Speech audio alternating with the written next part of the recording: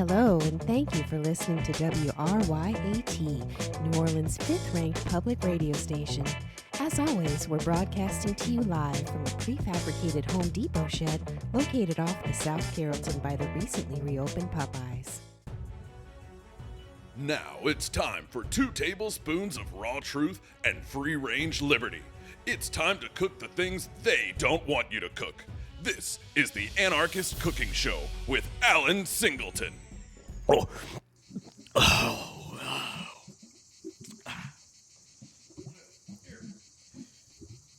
Take this, Chico. Go back inside and make me up another one, would you? I'm barely even 2 sheets to the wind right now, and I want to be at 3 minimum when I'm done recording this fucking thing.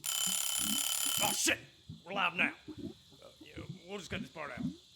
Actually, you know what? No, fuck it. Leave it in. It'll eat up some time. Idly with that drink, Chico. Damn. Right away, sir. So, hey, how's it going, y'all?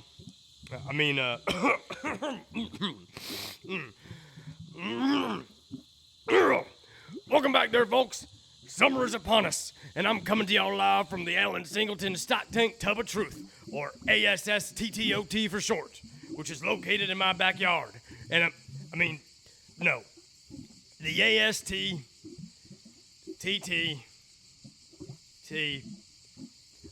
the ASS Tubs location is classified. They want to know where it is, and I don't want they/them/any other pronouns to know anything about nothing, because that's what they know, nothing, and that sure is something. My audience of patriots knows that I want you all to know that I don't want any of them to know, and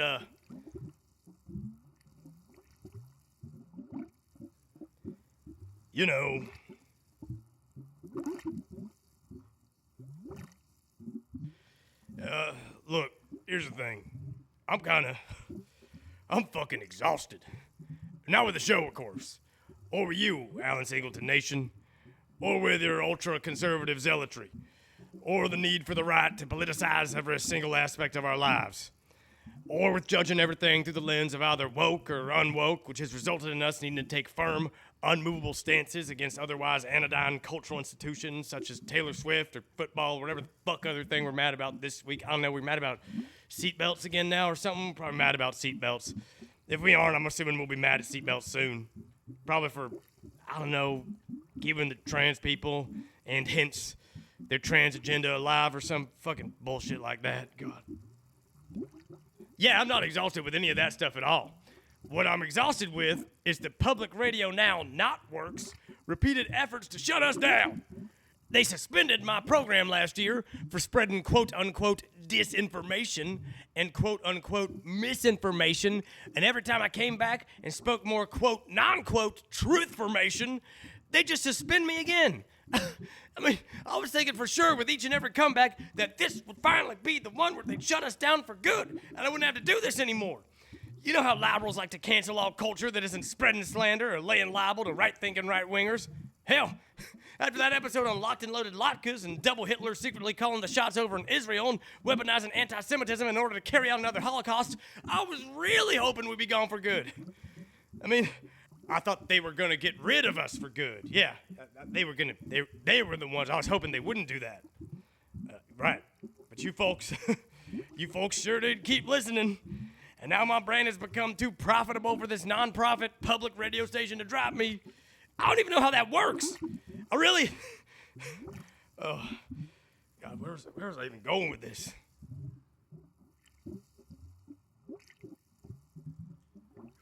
Oh, yeah. I told those non-profit fat cats that if they're going to keep making me make this goddamn show while I'm dick deep in depositions and testifyifications and the like, then at least let me do it from my own backyard, classified location, bunker type, bomb shelter place. Y'all don't give a shit. Y'all don't believe anything. Anything that's true. Rah, rah, patriots, nationalism, etc. Okay, where does that get us? Only halfway through? Oh, God. Okay, what other topics we got here? Let me go see. Let's see here. What are we mad about this week? What are we mad about? Okay, here we go. Okay.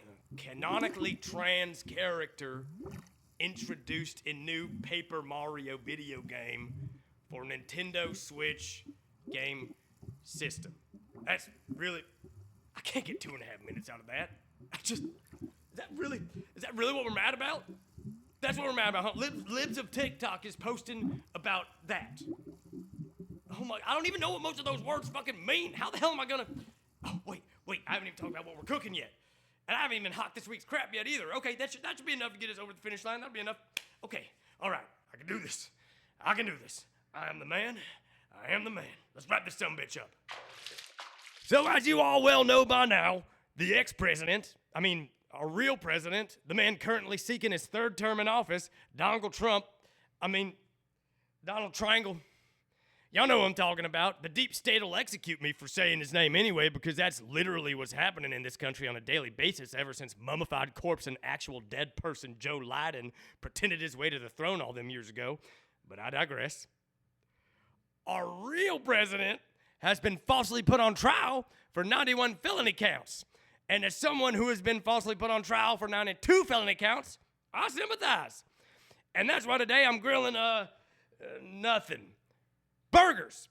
Nothing burgers. Hold the nothing. Yeah, that'll do. And the way you grill hold the nothing burgers is very similar to how you grill regular burgers that actually have legal standing. So you see, first you get a grill, and you put your patties on there, your burger patties, and you grill them. Just like how I and the real president himself have been unfairly grilled on the stand by kangaroo court-appointed liberal pussecutors who'd rather see democracy live than die a slow and painful death over the course of a half-century of conservative overreach via lopsided control of the judiciary. How un-Armenian is that? How un-American is that? Shit. All right, great, it's done. Let's move on to whatever fuck slop I'm slinging at you hogs this week. Okay, what products we got? Here? Cookbook, supplements, heart rate monitors, liberal lie detectors, pipe bombs. I've already been through most of these shit. We need something fresh here. Your bowl, sir. Oh, hey, Chico, you're back. Let me wrap my arms around that thing. Give it over. Very good, sir. Oh, yeah. Love me a big bowl of margarita. Best way to guzzle down margarita, if you ask me, Chico. I am aware, sir.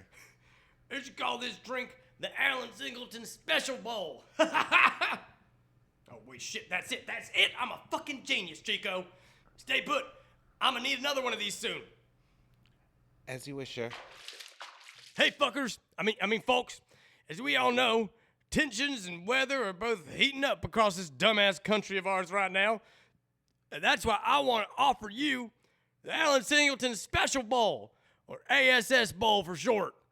That's right. The ASS Bowl is a piece of patriotic pottery that's glazed with truth serum and forged in the flames of federalism from the kiln of knowledge. So anything you mix in it or eat or drink from it will awaken you to all that is unwoke. So you can be ready to defend Republican democracy from the Democrats and few Republicans who would like nothing more than to see our country transition from a capitalist heaven to a communist hell. And that's why they're forcing your kids to play as a trans Pikachu in that new paper game for the Nintendo Game Boy. Boom! Tied it all together. Still got it, baby. Yeah. Time to reward myself with more margarita out of my own ASS bowl here in my own ASS tub.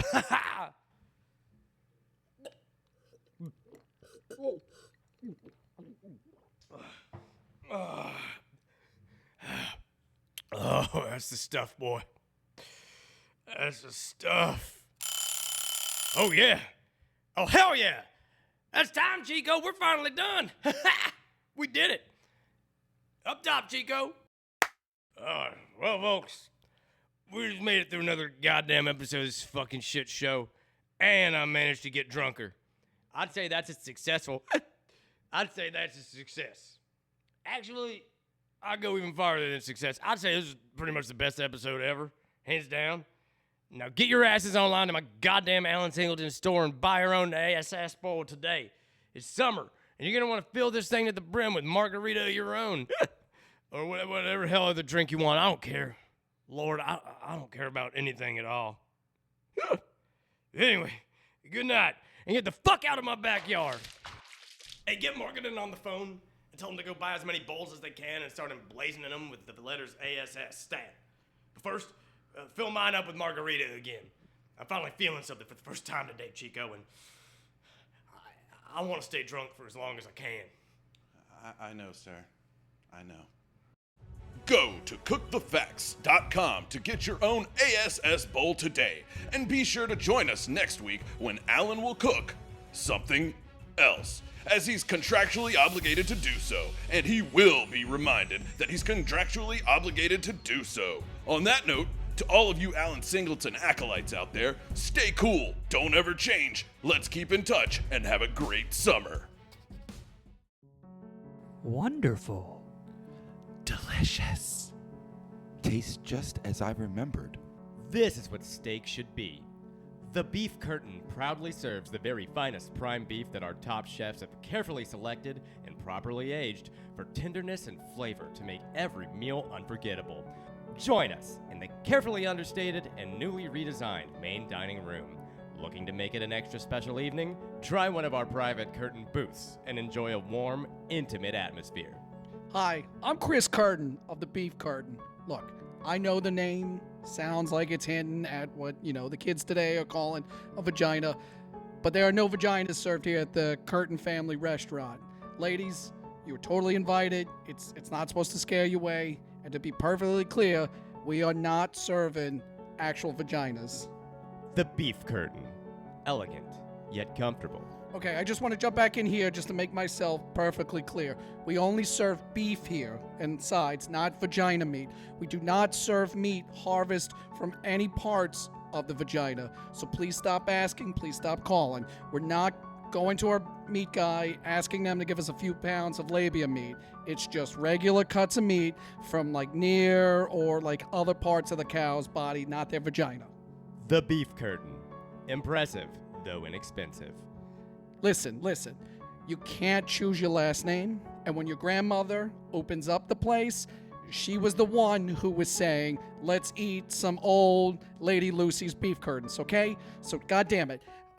It is not old lady vaginas. It was the 1960s when she opened this place, okay? We just serve beef, regular beef. I repeat, we do not serve vaginas from cows to eat. We did once in the 60s, but the FDA put a stop to that, and now we just serve regular cow meat.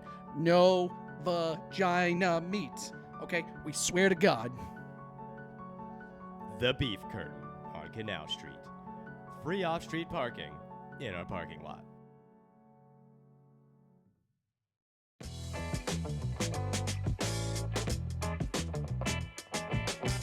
We now pause this programming for station identification and to remind you that you are tuned into New Orleans' own WRYAT, a public Radio Now national affiliate. Learn more about our programming online at WRYATradio.com and follow us on Instagram at WRYATradio. As always, you can listen to today's and previous broadcasts on YouTube, Spotify, or anywhere else you download or stream podcasts. Thank you again for tuning in to WRYAT New Orleans Public Radio Now.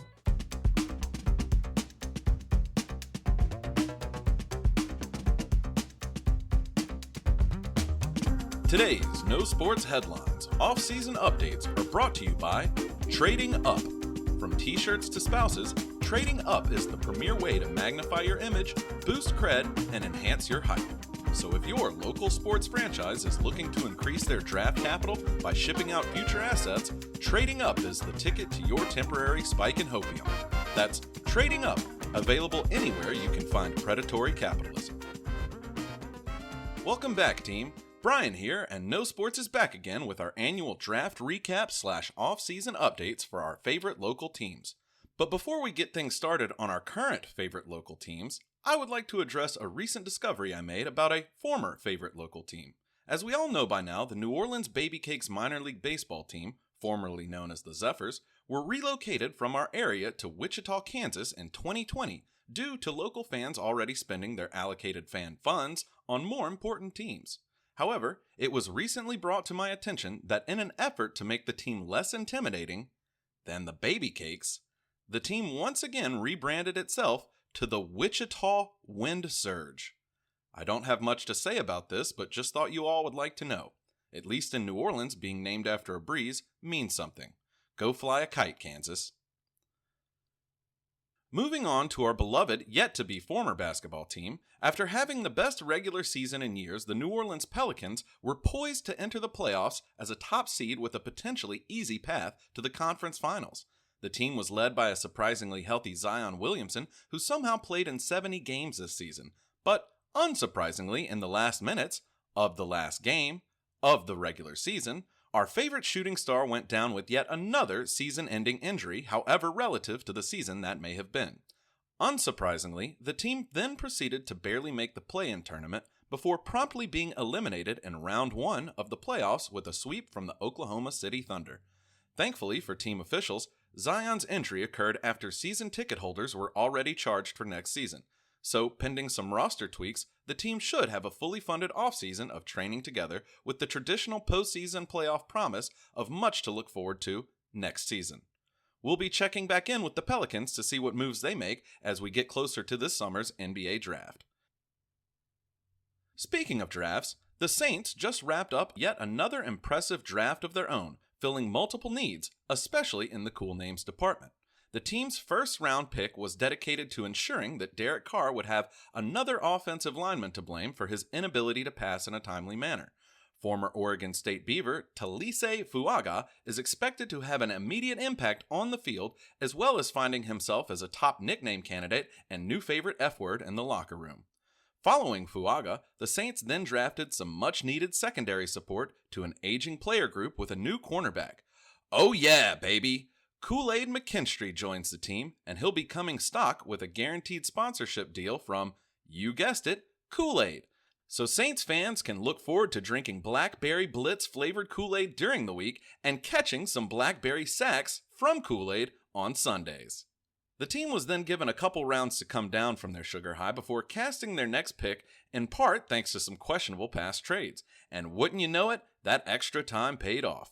And one of the most clear-headed and well-thought-out picks in Saints draft history, the team finally drafted a quarterback. That's right, quarterback Spencer Rattler from the Gamecocks was drafted by the Saints early in the 5th round. The highly hyped Rattlesnake fell in the draft farther than expected, and the Saints just couldn't pass up the opportunity to finally roster a quarterback to replace Drew Brees. Interim quarterback Derek Carr certainly felt the bite from this pick, as the front office is now finally showing signs of a future without him. And just to show they really mean business, the Saints used their second 5th round pick on wide receiver Bub Means. The Pittsburgh prospect comes with a special skill set that sets him apart from other receivers in that his personality is significantly more tolerable than that of our outgoing veteran wide receiver Michael Thomas. The Saints look forward to molding him into a complacent role on the team until his upcoming season-ending injuries and inevitable demand for release. The Saints then proceeded to draft some other guys with their remaining picks, but I honestly checked out since those players probably won't be starting anyway. Nonetheless, I was told that our team drafted well overall and have been once again promised that we should have much to look forward to in our ongoing rebuild process. Who dat?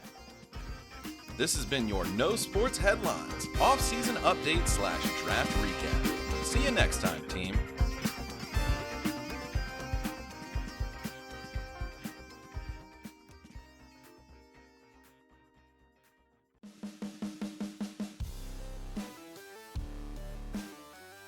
Hi dudes, it's me, your boy Tyler Murphy, and you're tuning in to another episode of TEDx here, the show where I call up my exes to find out what they did wrong, dude. And today it is a big wrong. Joining me is my main man, my silent Bob, my Bob Dole dude, Steve-O. Hello, yeah. Yeah, dude, so today we need to talk about something serious, bruh. The ex we are calling did me huge wrong. Oh, no, Tedward, I mean, yeah, did she break up with you in a manner as such where there was no closure? No, dude, worse. She cheat on you? Nothing like that, dude, but tore me up to the core. No.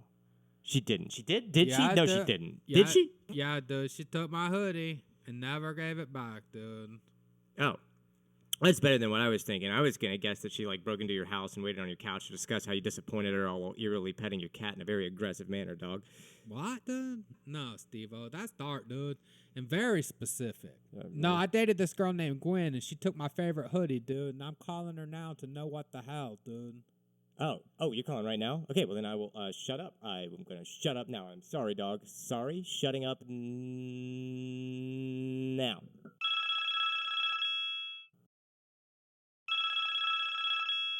Hello, unknown number. You've reached Guy. How can I help you? God, dude. I'm sorry. I'm trying to reach Gwen. I dated her a few years ago. I guess this is the wrong number, dude. Ted? No, dude. You called the right person, dude. I'm Glenn. Or I was. I transitioned to Guy, dude. I identify as a dude, dude. I have to thank you for it, too, dude. Wait, what, dude? Yeah, dude. Before I met you, I never felt right in my own skin. Like I used to wear pink girly clothing all the time because my mom dressed me up in that, and everyone said I needed to wear pretty clothes. They were never pushy about it, dude, but I always felt like I was just trying to make them happy and not make myself happy. Oh, yeah, dude. That is great, dude. I'm super happy for you and whatnot. But, like, do you remember my hoodie, dude? Do I remember your hoodie, dude? It changed my whole life, dude. You lent me that hoodie because I was cold. You had taken me to Olive Garden to get a bunch of soup for our date, but they had, like, the AC turned way up. I was, like, totally PO'd because I thought you just took me because you had a coupon to, like, Olive Garden, and Olive Garden was not fancy, but, dude, I love the OG now. Yeah, dude. You look cold in your miniskirt and whatnot. Like, none of your clothing was warm enough for the weather or for USSBS night. Unlimited soup, salad, and breadstick night. Like, you were cute, but, like, it's important to also be comfortable, dude. That's why I lent you with that hoodie that I never got back, dude. Yeah, dude. I took your hoodie that night home, and it changed my life, dude. Like, I knew something wasn't right for a while, but I thought it was just like I was gay, dude. So I dated a few ladies and whatnot, but that never didn't feel right either. I like dating dudes, but it felt like I was missing something. And then one day, I just wanted to change something. I put your hoodie and a hat on and pretended to be a dude. And my Macho Man Randy Savage Slim Jim hoodie, dude, that you never returned? Exactly. What started off as me pretending to be a dude for fun instead just felt right, dude. Like, I felt more like who I was supposed to be, dude. And it wasn't the clothes, but the way I felt. I realized I wasn't Glenn. I was a guy. A guy named Guy. That my whole life I was pretending to be someone I wasn't, dude. What looked like a girl on the outside wasn't what was on the inside. Yeah, that's great, dude. I'm glad you found yourself, but, like, what happened to the hoodie, dude? Oh, I burned it, dude. What? Yeah, I thought I would embrace this true identity by burning all my old clothes, and that hoodie represented the first step in my journey, dude. But, like, in hindsight, I really didn't need to do that. I could have just donated the clothes and returned your hoodie, and my landlord got real pissed about the fire. I mean, you burned it, dude? That was my hoodie, dude. Yeah, I'm so sorry, dude. But, like, afterwards, I went to all of my loved ones and told them what I was now, and they were super cool about it. Dude, I was so scared they would reject me, but, like, they were super supportive, dude. My dad was a bit confused at first, but he has slowly embraced it, and it's like, he's now one of my biggest supporters now. I changed my name to Guy, and I've never been happier. You changed my life, dude. Yeah, dude. Sorry. Yeah, dude. You made a real difference in his life, Tedward. I mean, you should be proud, dude, dog. I am, dude, but that hoodie was my prized piece of my Slim Jim memorabilia collection, dude. Dude, is that Steve-O? What is up, dude? Hey, guy. Glad you're in a good place in your life, man. That's sick. Yeah, dude. Hey, Tedward, listen, bro. I didn't tell you the best news. I got a job with Slim Jim, and last year I got a replacement Macho Man Randy Savage Slim Jim hoodie. It's framed in my office, dude. Listen, I'm like super sorry I burned your old one, so I want you to have my new one, dude. It's signed by Macho Man himself, dude. Look, to make it right, I can also send you the Slim Jim guy's hat. You know, the one that looked like he has a Slim Jim dreadlocks going straight up? Hold up, dude. What? For reals, dude? Yeah, dudes, for reals. You're gonna have the sweetest Slim Jim collection ever, dude. Man, it was so good catching up with you. I'll get this stuff mailed to your house. Dude, hit me up sometime, and I can, like, give you a tour of the Slim Jim factory. Dude! Yeah, so you see, Ted, even little gestures we make can leave a lasting impact on someone, and Just a simple act of kindness can help guide someone to find their true self, you know? Yeah, whatever, dude. I'm going to tour the Slim Jim factory, Steve-O. This is like the best day of my damn life, dude.